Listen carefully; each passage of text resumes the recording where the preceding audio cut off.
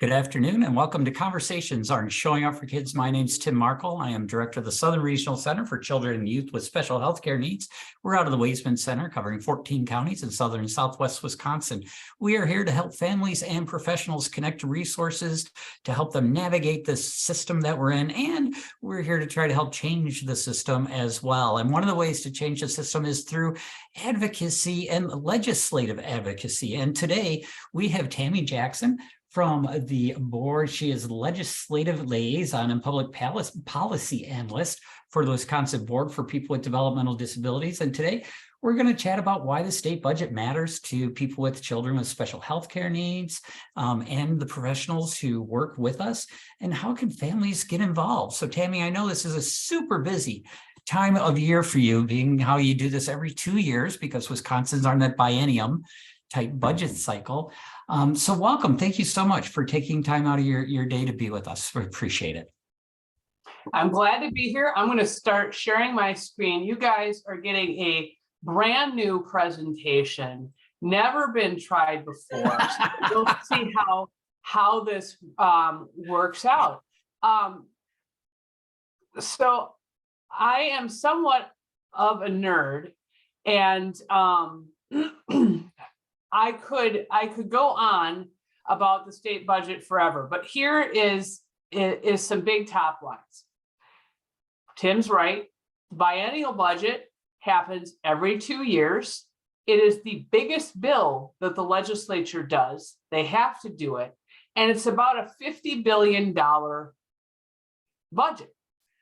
It covers everything that you can think of. It's the biggest and the most influential piece of legislation.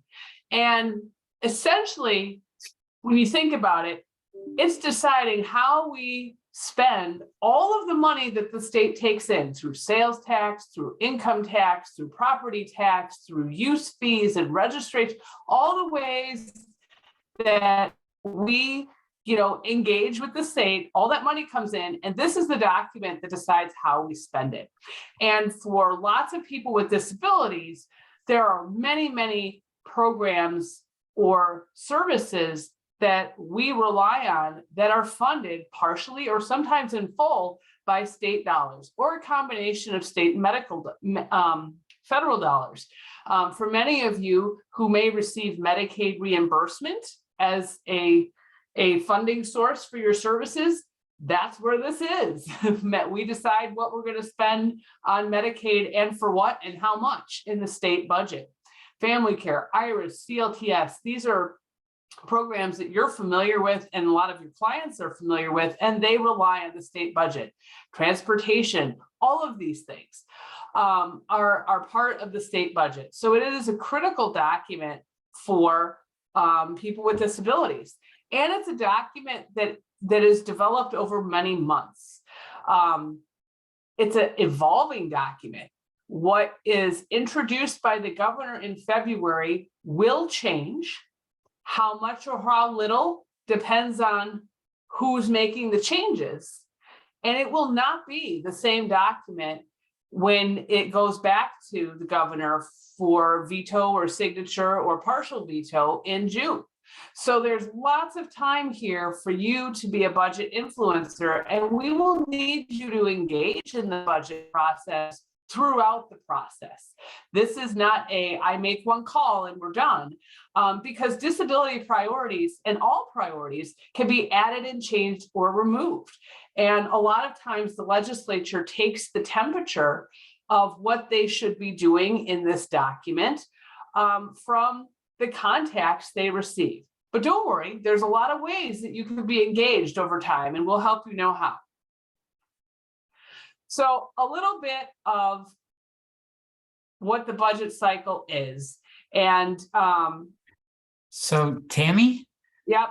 We are not seeing the main slide. We are still seeing your preview mode of your slides. How do I not do that? If you have a button that says go to presenter view, or you could go to slideshow and go from beginning. How that? There we You go. see Now we are on the state budget process along with you. Thank you so much, Tami. Okay, sorry, I didn't see that before. So here's where we are. The budget cycle is actually always ongoing, and people don't realize that. Where we are right now is that the governor has released the initial proposal he's made as of February 15th to the legislature. So part of the activity that Tim was referring to and why this is a busy time of year is that's really the kickoff of the budget process, at least for the public process, where the budget changes. You can see we've already had multiple steps where state agencies have put together their ideas, and the governor's office has taken those and their own ideas and created a document. The document has been released. It was 1,800 pages long, and it had a lot of ideas, many of which impacted people with disabilities. The next step is that the legislature now takes over. And this year, as last session, the legislature has chosen to set aside the governor's budget and start from base, which means they are starting with the budget that was approved at June of 2021 as their starting point. And that means that all of the new ideas that the governor included in his budget have to be added back in. So the legislature has essentially said, we're starting from where we were, and our job now is to add, remove, and change things. It doesn't mean that that things in the governor's budget can't happen, but they have to be added in, which means that you need to have advocacy to, if there are ideas that you think were good in that document, to make sure that they now are added to the legislature's document. In the next several months, we are going to see a lot of activity. Joint Finance will have hearings where they will ask state agencies questions about their budget. They will have public hearings all around the state where they gather public input. They will probably have an email address or other website where people can send in public comments. And they will be taking the temperature of every person who calls and talks to them in every office about what they want to see in the budget. And this is going to occur through May, really. And we talk about steps as they come up. But the main point is this is an ongoing process. At the end of May, the legislature will have probably completed their work, and then once they have passed the budget bill, it will be sent to the governor, back to the governor, and then the governor can veto parts or the entire budget that was sent by the legislature. And that frequently happens, no matter who's in charge, that there are edits, the final edits that the governor makes. So there's a lot of different room for things to change, evolve, right up to the very end. Oops. So who has a role in the budget? Right now, the focus is on a special committee. It's made up of members from both the state Senate and the state Assembly. They are called the Joint Finance Committee, and they do all things spending. So the biennial budget bill, since it's nothing but a spending bill, is where they put a lot of their time.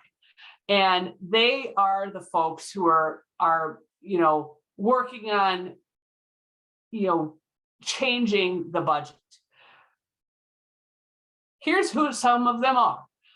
These are the state Senate members of the Joint Finance Committee. Perhaps some of you recognize some of these faces and names. Perhaps you are represented by one of these individuals. If you are, that's great. You're a constituent, and it's great to contact a finance member and also be a constituent. This is a special committee They hear from people all across the state because the state budget is something that impacts everybody across the state. So you don't have to be a constituent to talk with them. And very frequently, these members are focused on a particular part of the state budget. Here are our assembly members of joint finance. Again, some of you may recognize these names and faces as being somebody who represents you. These folks are doing a lot of work and are very influential. They are the ones who are editing the budget bill. They also hear from other members, right? So there's 132 members of the state legislature. This group of 16 is in charge of really the budget writing, but all of those other members, what's 132 minus 16? I'm not going to display my math skills. You'll figure it out. Those other members who aren't on joint finance, they are in constant communication with the finance members. So you shouldn't assume that just because you don't have a member on joint finance that you don't have a voice in the process. Your state senator and your state representative have the ability to work with the finance members and often do have their own budget motions and other items that they are trying to get included in the budget. So they are a place that a group that can influence what ends up in the budget, and you can influence what they're asking for. And then, not only in the development of the budget process, all members have to vote on that final version of the bill. So once joint finance has kind of edited their bill, that bill has, like any other bill in the legislature, has to pass both the state Senate and the state assembly. And your state senator and your state representative need to vote on whether to approve that budget up or down. So there's a couple, there's always a couple of points in the process where every member really does have a role to play. So I repeated this slide a couple of times, but these are action steps that you can take anytime. Today, tomorrow, program your state senator and your state representative's number into your cell phone so it's easy, and your email address. You can let them know what you liked in the governor's budget. And we're going to talk about a few things that I pulled that are related specifically to kids that may be of interest, that would help people, your clients, your family, yourself. And you can do a real simple message, your name, where you live, so they know you're a constituent, your connection to disability, and 2 to 3 sentences, 30-second message. It's important because they will acknowledge and know what, and say, okay, hey, disability, that's something that we need to think about. So what I've done here is I've just picked a few things that were big pieces of big issues that advocates have worked on, disability and aging advocates, frankly, that have a direct connection to kids. And some of what we were advocating for was reflected in the governor's budget proposal. And now that we're in a position where we need to emphasize how important those things are and that joint finance should add them to their budget, there's opportunity for all folks to talk to their legislators about these issues. So family caregiving has been something that we've been working on for a long time. Our systems are very reliant on family caregivers. When we think about care plans, anytime I see the words natural supports, that means that it's unpaid family caregivers who are likely doing that work. And frankly, they do most of it. Nights, weekends, paid caregiving is often first shift caregiving, or not always, but there's a lot that families do that is not paid that is critically important. And what has happened is there are fewer and fewer paid caregivers to hire for various reasons, is that families are picking up the pieces where they can. And of course, there are also people who don't have families. So, there's a different conversation.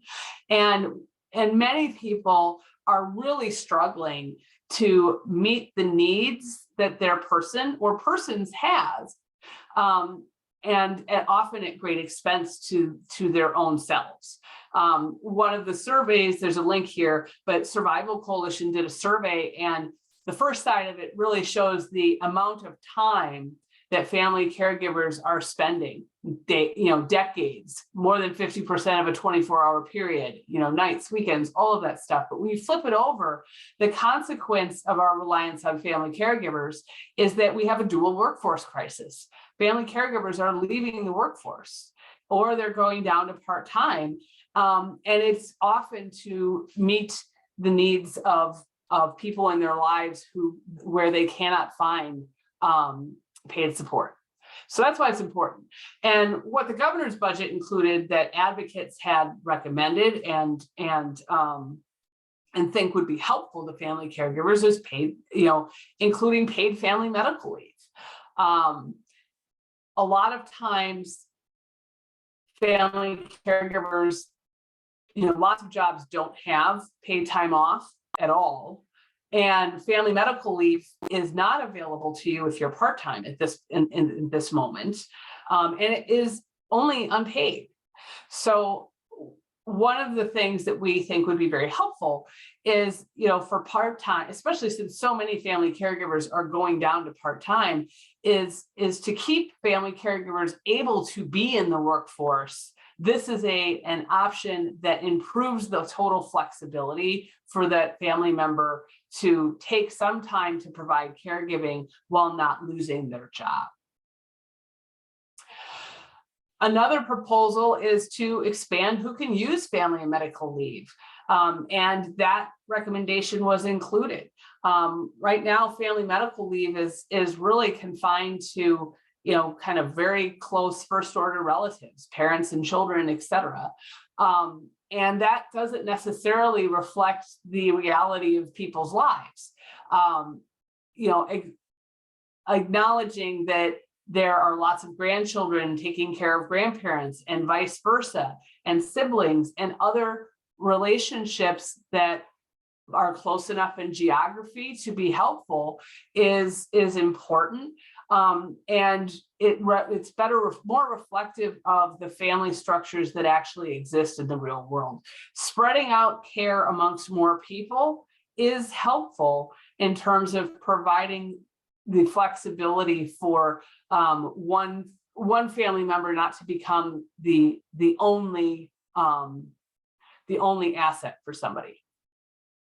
We've also talked about a family caregiver tax credit. This has actually been a bill for the last couple of sessions. And there was a proposal in the governor's budget. Advocates have been saying, hey, the average out-of-pocket costs for family caregivers are $7,200. And that's based on national survey work that AARP does every year. A lot of folks that we talk to, when they reduce their hours, especially part-time, not only are they reducing their income, but they're increasing their out-of-pocket costs for all sorts of things. So a tax credit doesn't solve all the world's problems, but trying to at least offset increased costs is ultimately fairly helpful, especially for families where, reducing your income is just not the prefer, like it's done out of need, not out of without consequence. We also asked about respite funding, which was included in the governor's budget. Like many services, the ability for people to find available respite is pretty limited. Oops, I got the wrong thing on here. So, increasing the capacity to provide respite is an important way that we can keep family caregivers, able to do other things besides caregiving. There was a lot of discussion, or there has been a continuing discussion over legislative sessions about the lack of paid direct care service workers. And we could talk about this all day, so I will be short and just say there's high turnover. There's really good reason for high turnover because there's low pay, no benefits. People have to commute to clients' homes, and those transportation costs are borne by them too. Like, there's lots of reasons why this particular job is hard, right? Because you're doing hard work and caring for people who sometimes aren't having their best day, and then you're not paid well. And really the for family care and IRIS and CLTS, the pay rate is based on a Medicaid rate, which the legislature has the opportunity to change once every 2 years. So, this is a very distinct workforce that does not operate like many other parts of the workforce, because most other parts of the workforce can, adjust wages and adjust benefits to attract the workers that they need. And what's happening in our long-term care system is that good paid direct care service workers can work in a lot of places that do not demand lower skills, or that demand lower skills with and get paid a lot more. So we have a need for highly skilled professionals who are really medical professionals in the sense that they're often doing home health and CNA and other type work, who can get paid a lot more working at a Quick Trip than they can doing work that takes care of human beings and make sure that they can stay out of nursing homes and be in the community. The governor's proposal did a few things. Again, that rate increase, the rate is actually an increase to the provider rate. So it includes the overhead for the provider to operate. So not all of that increase goes directly to workers' wages. But this is an approach that has been used the last couple of legislative cycles, and it applies mostly to family care. Advocates have been arguing that that does not seem to make a ton of difference to the IRIS folks. That was included. And there were a couple other provisions that overall gave an increase of funding to family care, across the board. And there was a governor's task force on caregiving that had a whole suite of recommendations, and the budget, the governor's proposal included funding to continue many of them. We had recommendations that weren't included, that were frankly bolder. So, now that we're in a place where you can talk to legislators, if there's an idea that wasn't reflected in the governor's budget, that doesn't mean it's not valid now. You can, remember, the legislature's role right now is to add things and change the budget. And you can ask them to change the budget in ways that were not envisioned by the governor. That's fine. People are doing that all the time. So some of the things that we recommended were thinking about how do you extend health insurance, actual employer-sponsored health insurance to this particular group of workers. We wanted to think about how do we get away from only having one tool, this increase in rates, as being the pathway to wages. And we suggested to the legislature, we need to have a formula that actually calculates what wages should be based on the factors that other markets that aren't only solely funded by Medicaid are making those determinations. So when the cost of things goes up, inflation, that should be a factor in increasing pay. When the cost of what does it cost to live in an area is important. And market wage is really about what would you expect to pay a worker who's doing comparable work with the same skills. And for us, those direct care workers, if they were working in a hospital setting as a CNA, they would be making almost twice what they are now. So I think when you think about it in the market perspective, if you're competing for workers, then let's create a statutory formula that makes that competition truly equal. That was an idea that we had.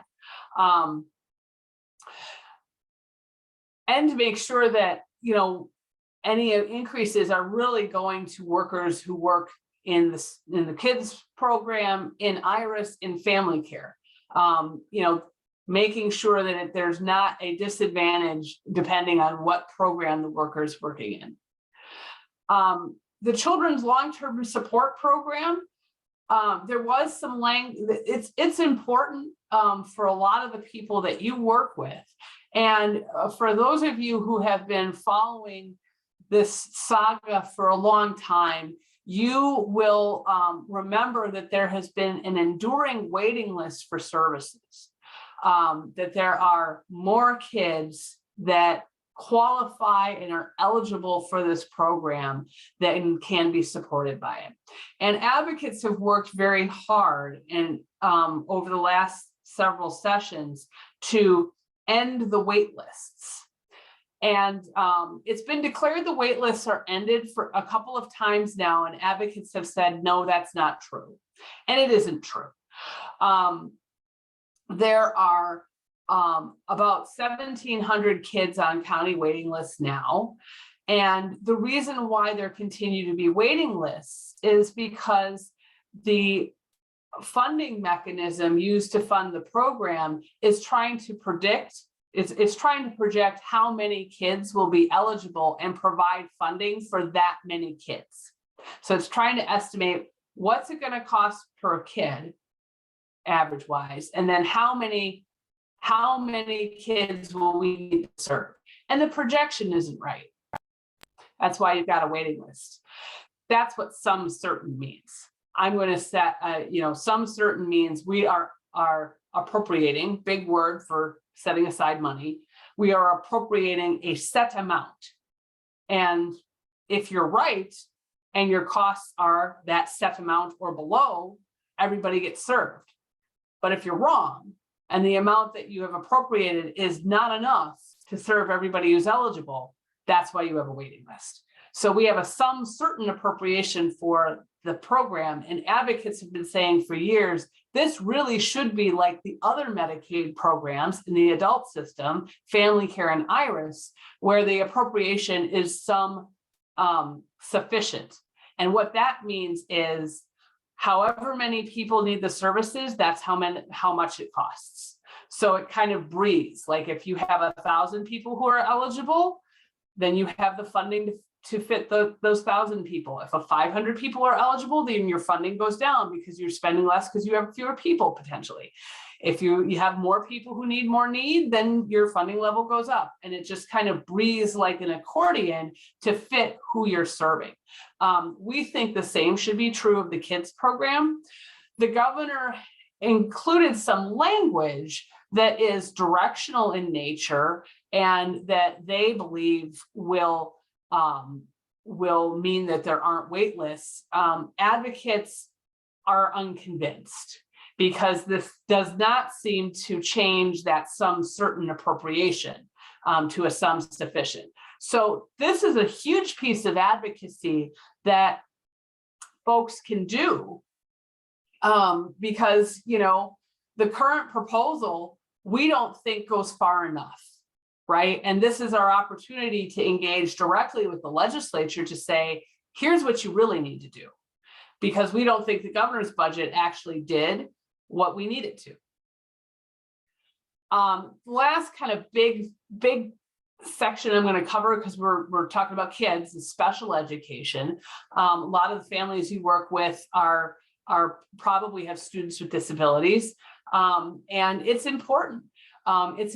Schools are an important place where kids learn soft skills. They learn about inclusion. They teach able-bodied peers about disability. All sorts of reasons why public schools are really important, and they need to be accessible. The governor's budget did raise the reimbursement rate for special education. And that's really important because public schools are required under federal law to provide a free and appropriate public education to students with disabilities.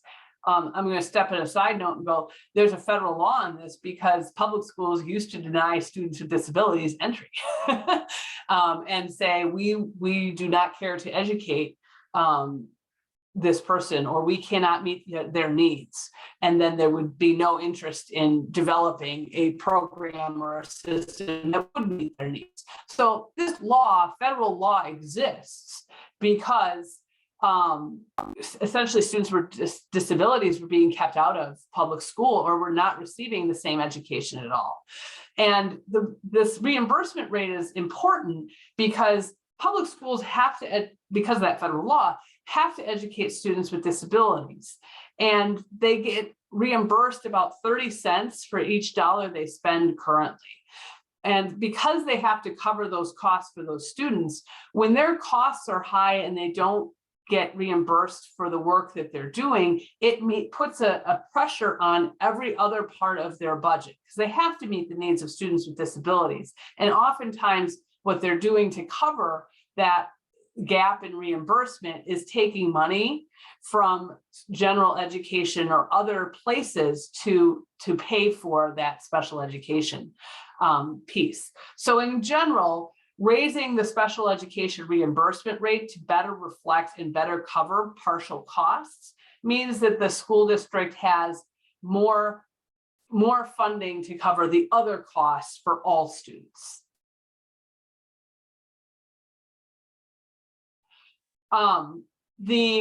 There are some other important things. Again, we just talked about our reimbursement. We were talking a lot about reimbursement rates. High cost special education is another kind of appropriation line. Again, the governor's office budget said we need to reimburse that at a higher rate. An important one for a lot of your clients, Medicaid actually provides a tremendous amount of school services. And a lot of folks don't realize that. So again, the governor's budget said we should fully reimburse school districts, not only for the services they provide, but also the administrative costs that are associated with them. And you can kind of see some of the examples in this bullet of supports like physical therapy, occupational therapy, speech and language. Medicaid funded services at school are super important, and having those costs fully covered really would be a big deal to not only a lot of school district budgets, but just in a stable funding source for those things. We had a couple other items that weren't included, but again, when we talk with parents, many of them are unaware that if they choose a school that is not a public charter or a public school, that federal law I talked about that guarantees the right to a free and appropriate public education, that law also has a lot of due process rights for parents. And private schools and voucher schools aren't covered under that law.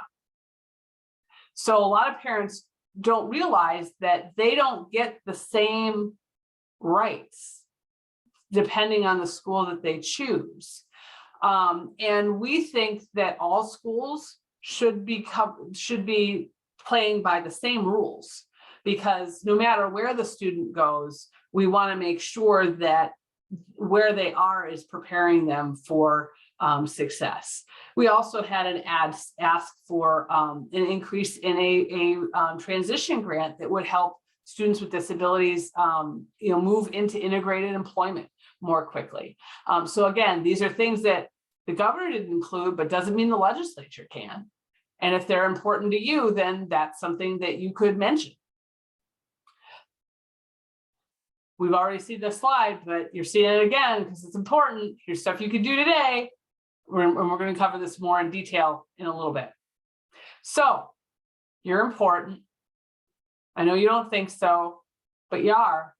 At this point, whatever ends up in that budget is going to be based on who contacts them, how much, and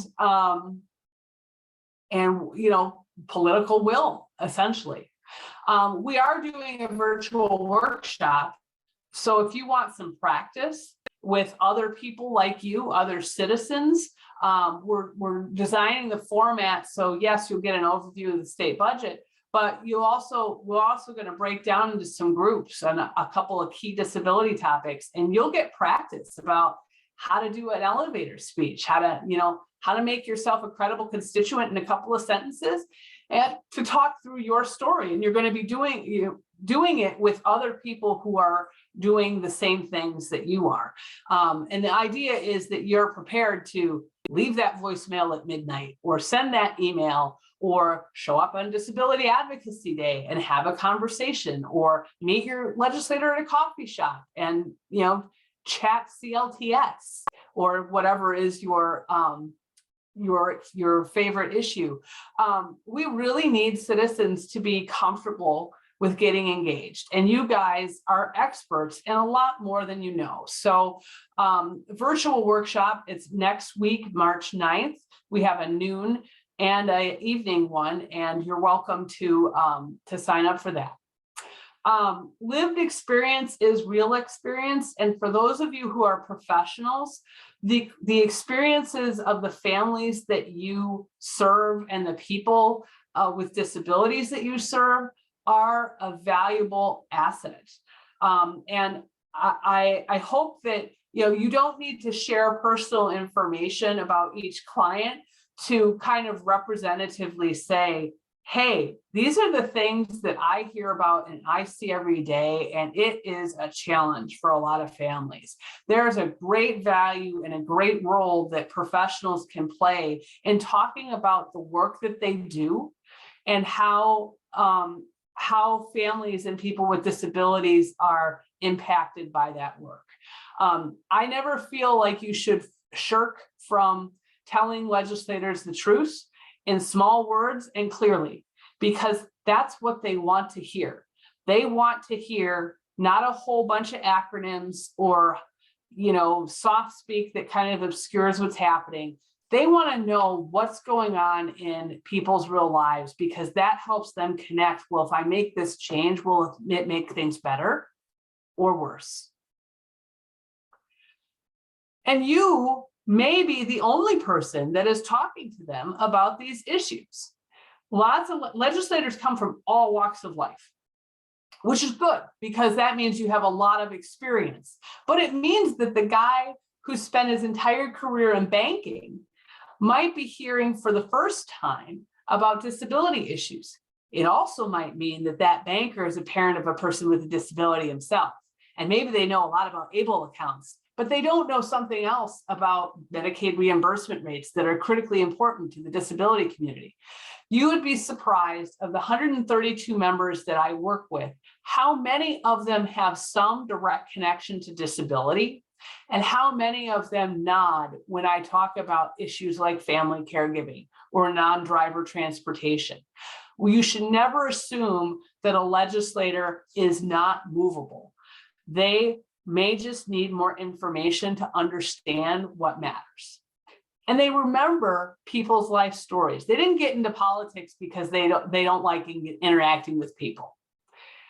People who become legislators tend to want to do stuff, and they really value the experiences and the people that they meet and what they hear about. Data points are great, but illustrating how this policy idea really hits the road, where the rubber meets the road, is important. That's what they remember. So every interaction you do is helpful, right? And it's good to develop a relationship over time with your legislator. You're going to have a state budget process that's going to go on for months. What a great opportunity to develop a long relationship with your legislator over multiple contacts over months. And listen to them, because you're going to hear about where they're coming from, what their perspective is, Where are there, and when you're a good listener, sometimes you can hear where the gaps in their knowledge are and where they really have some expertise that perhaps you do not. Your legislator might have questions. That's good. That means they want to know more. That means they're asking because they don't know. And you don't have to have all the answers. And your legislator, even if they don't agree with you and the first time you make a contact, it doesn't mean that they won't evolve their position. And I know a lot of legislators who were not disability advocates when they came into the building in their first session, but grew into them as time went on because they kept hearing about the same issues and understanding, what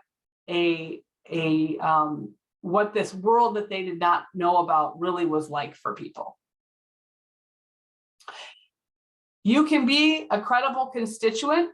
Here's some brief tips on how you do that. Say your name, where you live, your connection to your disability, and a brief 2 to 3 sentences. That's what you need. That's all. It's not necessarily hard. And you might think about what are the things that are really what you see as the biggest disability priorities. Let them know that. That's fine. You can always ask for things. You don't have to just have a meeting and say what you have to say and they nod and say thank you. You can ask for lots of different things. You can ask, example, for how supporting a specific item in the state budget, or inserting an item in the budget, or are you interested in working on family caregiver issues? Like, can we work together on a proposal that might go into a budget or a standalone bill? You can ask them to support pieces of legislation or future or additional meetings if you want. Like, this is a relationship that is not supposed to be done after one meeting. So you can keep it going. Share your experience and ask for action. You're a constituent, you have a job too. Sometimes people say, well, I vote in the election. That's important. Voting is really the up or down. Does the person who's in office keep their job? But supervision is what happens between elections. And that's the constituent's constant job. So if you have a legislator who's doing things that you really like, you could say thank you. They almost never hear it. They like it, they remember it. You can be a networker. You can be a connector for that person so they know other constituents who are disability constituents. So you can, help them understand that this is actually a much bigger part of who they represent. You can check them when they do something that you think isn't going to be helpful for people with disabilities. That's okay. Sometimes they don't know. Sometimes there are things that look fairly mundane that actually have a pretty big disproportionate impact on our population. So you should be prepared to be kind of watching and engaging and doing all these things. Being a resource, helping them connect with other people, saying thank you when they do good things, calling them and saying, this wasn't so good when they don't do things you like. And there's lots of options. Yes, you can call your legislator's office. They have a number. The state legislative website has a number and an office for everybody, and an email address. You can leave a voicemail at any time. You don't have to call during business hours. If the time that you have is midnight, because that's when your family caregiver duties end, you call and you leave a voicemail at midnight, and the staff will pick it up the next day. And it's fine to say, I'm calling you at midnight because this is my moment. This is the time that I have. You can email your legislator at any time. That's on your schedule. The important piece is staffers keep a track of who's calling and what they're calling and emailing about. And that gives them a really good pulse on what are the things their constituents are focused on. So be one of the constituents that's giving them that information. Most people do not connect with their legislators. And that means that legislators don't know whether or not they're doing things that are responsive and helpful or not so helpful to their constituents. It also gives the constituents who do contact them, that'll be you guys, disproportionate influence, right? Because legislators go, oh, if somebody took the time out of their day to call or to email or to send a handwritten note, this is something that they care about. And they're watching what I'm doing, and I better pay attention. You can attend public hearings, or follow up with your office. But the important part is there's lots of ways to engage. So how do you know who your legislators are? The state legislative, this is a screenshot of the state legislative website. And there's this nice little box on the front of that page where you can enter your mailing address where you live and click find your legislator, and it will pull up a big map, and you'll see your state senator with all their contact information and your state representative with all their contact information. And now you'll know. And again, you enter that contact information in your phone so you have it, and you can be mobily engaged no matter what you're doing. So it's always out there.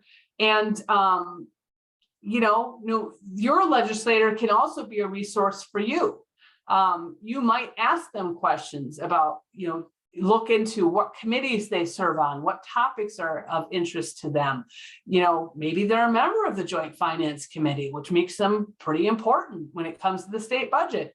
There's lots of ways that you can get a sense of what your legislator is interested in and the topics they're interested, engaging on. And chances are that you will have a legislator that has some sort of connection or overlap with disability, because disability crosses almost every committee that the legislature does.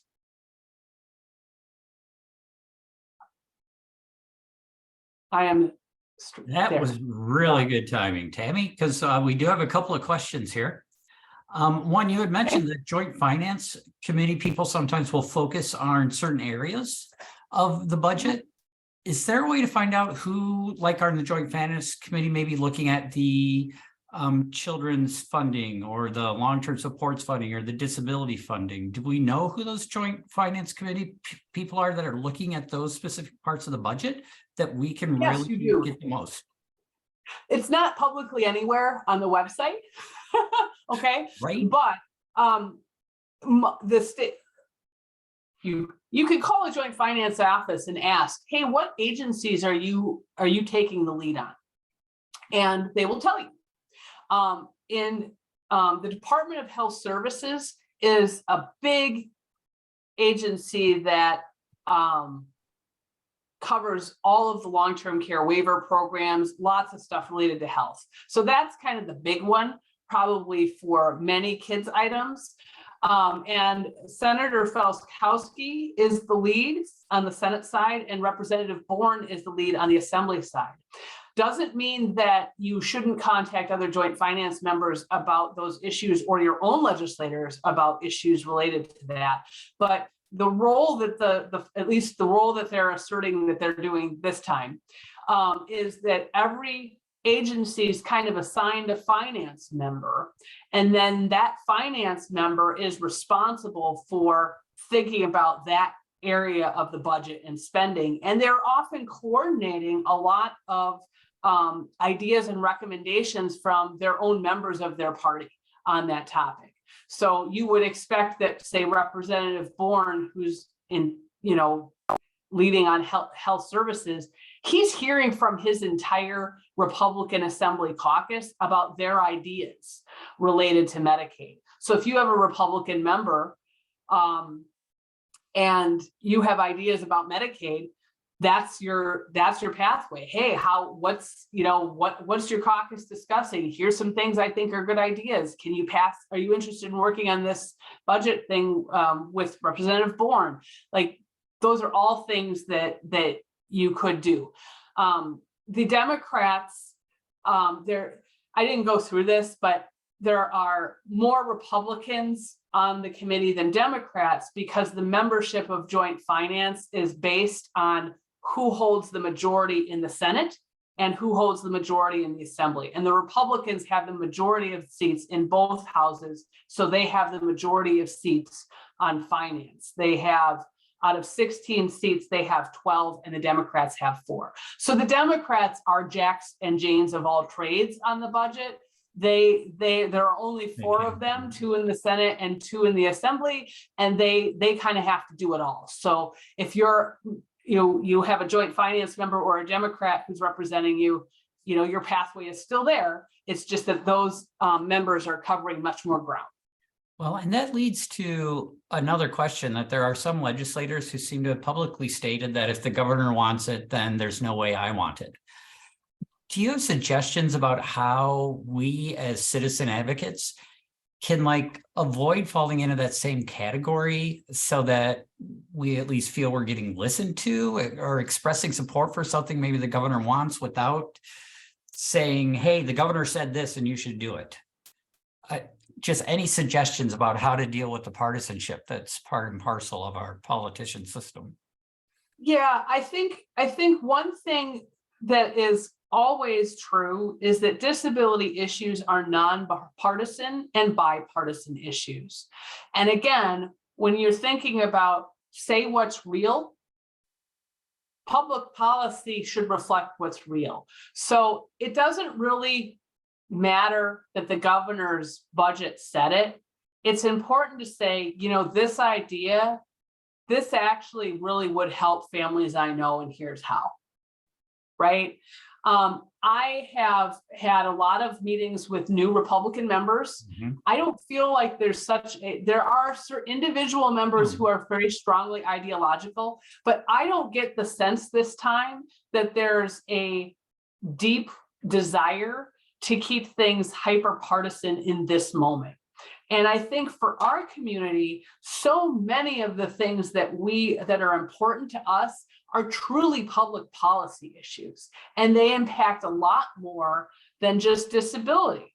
I've been talking in legislative meetings about the need for 4 core pillars of investment. Otherwise, most of the state won't be livable. And I get a lot of head nodding. I'm not being dramatic, I'm actually going to tell you exactly what I'm saying to legislative offices. And the 4 core pillars of investment that I'm talking about are broadband, because you can't work virtually, either family caregiver or person with a disability, without that connection. You can't do telehealth. You can't do remote, support technology that can help, alleviate how many staff need to come into how do we support people more independently without that? I'm talking about care infrastructure, which means, do we have the providers and the bodies in place so that we can make sure that older adults, people with disabilities, people who have young children can get the support they need to actually participate in the workforce? Care infrastructure. That's all your family care and Iris and, CTLS, that's part of that. I'm talking about non-driver transportation, because 31% of our citizens right now are not drivers, and that number will increase. And I know that because DOT has compared census data to driver's license data. And when you talk to legislators about what does it mean when you cannot drive independently? I mean, a lot of our family caregivers, most of what they're doing is windshield time, because our system, if you can't drive, there isn't another option for you that's reliable, that's affordable, that will get you where you need to go on your schedule. Lots of head nodding. And the 4th piece is affordable housing. And for people with disabilities, there are an awful lot of family caregivers who have, especially with people with intellectual and developmental disabilities, who have kept their person in a family home because, frankly, they don't like the option that our service system provides, which is primarily adult family homes and group homes, congregate settings. But those family caregivers are aging, and they desperately want to find some community supported living apartments. We need to evolve our system. And to do that, they need spaces that are affordable. They need spaces that are accessible, and they need spaces that are integrated. not this, we'll build a community and put all these kind of people there, then we're just creating a different sort of congregate facility, and that's more institutional in nature. So those are the kind of the 4 things that I'm talking about, and nobody's yelling at me. Nobody's saying you're wrong. Nobody's saying this is crazy talk, because these are public policy issues that are very much connected to, do we have a state that's livable?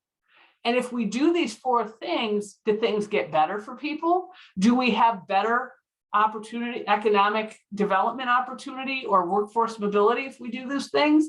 I think the answer is yes. That's what I mean by this is public policy that you're talking about, and you're showing how it specifically impacts people with disabilities and family members. But the reality is it impacts all of their constituents, because somebody in your life is going to become a non-driver. We're all getting older. Somebody is going to need long-term care or something else. Like, these are issues that we can talk about and say, if it hasn't happened to you now, if it hasn't happened to you yet, it likely will. And if we want to make things better for all people, then we need to make some changes.